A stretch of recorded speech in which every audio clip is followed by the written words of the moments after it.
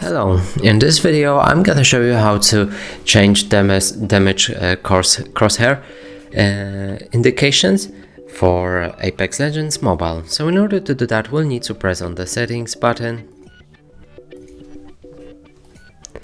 Now move to the gameplay and click on Battlefield Info.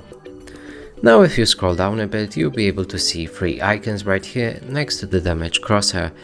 And here you can pick the crosshair with a shield indicator, target crosshair, or simply turn it off.